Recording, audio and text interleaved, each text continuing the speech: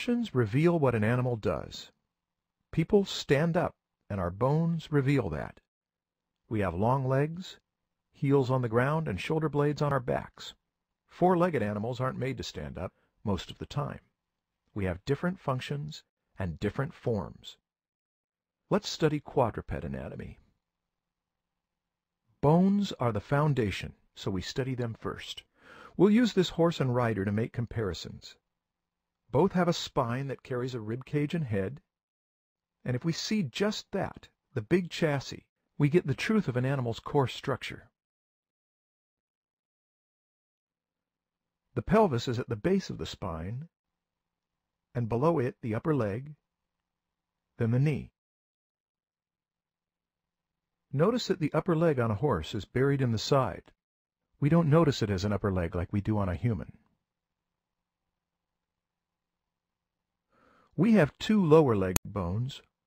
Horses have them fused together. Then the heel. Notice that on a horse the heel is high. That means all this is foot. Now when we move to the shoulder blade, we can't see ours in this picture because it's on our back, but on a running animal, it's on the side. Then the upper arm bone. Notice that like the upper leg, the upper arm is also buried in the side, so we don't see it as an upper arm. Then the lower arm, and again where we have two forearm bones, horses have them melded into one. They can't spin their arms. All this below is hand. Now, that's horse and man. Let's put a big cat's limbs in there to compare. A lot of similarities. But to make this complete, we'll also include a human leg and arm in similar positions so we can see a range. You can study this slide for a while. I've color-coded it to help you see the analogies and the differences. For example, our shoulder blades and pelvises are quite different from running animals.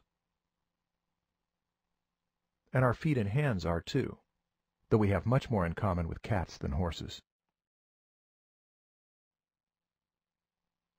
Anatomical charts often have way too much information.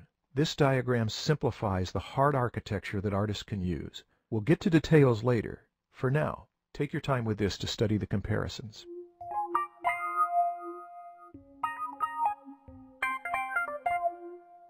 Let me show you some similarities on a side view of a skeleton. The shoulder blade and upper arm make an arrowhead pointing forward. The pelvis and upper leg make an arrowhead pointing back. They mirror each other.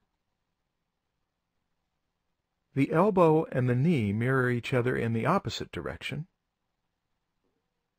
But the elbow has most in common with the ankle because they both have an offset hinge and they aim in the same direction.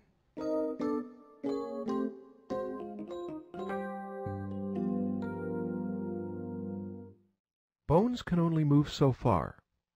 There are limits to find their range of motion, which you can see on this deer.